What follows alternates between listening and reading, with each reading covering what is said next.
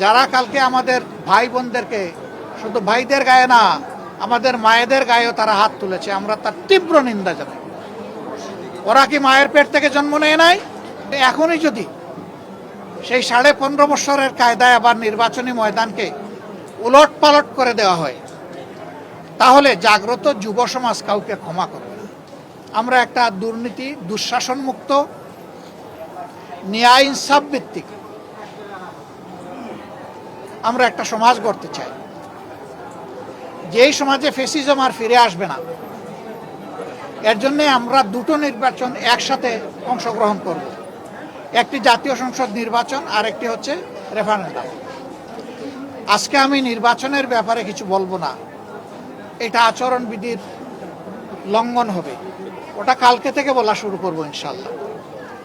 কিন্তু শুধু এই আসনে না, 300 আসনে যারা নির্বাচনে অংশগ্রহণ করছেন তাদের সকলের প্রতি আমাদের অনুরোধ, প্লিজ জনগণের প্রতি আস্থা রাখুন। জনগণকে শান্তিপূর্ণভাবে সিদ্ধান্ত নিয়ে তার ভোট তার পছন্দ মতো প্রতীক এবং বাক্সে পৌঁছানোর সুযোগ দিন। এর মাধ্যমে যেই নির্বাচিত হয়ে আসবে, সকল রাজনৈতিক দলের দায়িত্ব হবে তাকে সহযোগিতা করা, তাকে অভিনন্দন জানান। কিন্তু এখনই যদি সেই 15.5 বছরের কায়দায় আবার নির্বাচনী ময়দানকে উলট পালট করে দেওয়া হয়, তাহলে জাগ্রত যুব সমাজ কাউকে ক্ষমা করবে না। সানবিট সব দিবে সামাল। সানবিট ম্যাজিক প্রেস ডিশওয়াশিং এর মাথা ঘোরানো সলিউশন। তারা তো বুকের রক্ত দিয়েই পরিবর্তন এনেছে। দেশবাসী আমরা তাদের সাথে ছিলাম, নেতৃত্ব তারাই দিয়েছে। যে যুবকরা যুবতীরা নেতৃত্ব দিয়েছে, যাদের বয়স 30-35 বছর হয়ে গেছে, 18 বছর বয়স থেকে তার ভোট দেওয়ার অধিকার প্রতিষ্ঠিত হয়েছে, কিন্তু আজ পর্যন্ত তারা একটা ভোট দিতে পারে নাই। একজন নাগরিকের সবচেয়ে বড় অধিকার হলো তার ভোটের অধিকার, সেই অধিকারই কেড়ে নেওয়া হয়েছে।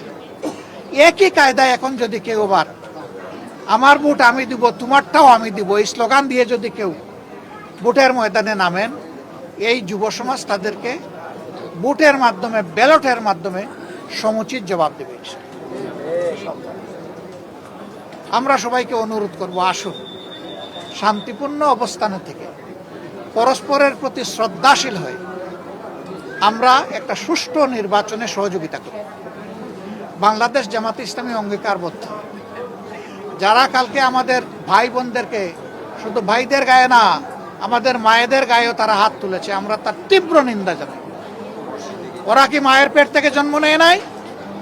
ওদের ঘরে কি মা বোন নাই?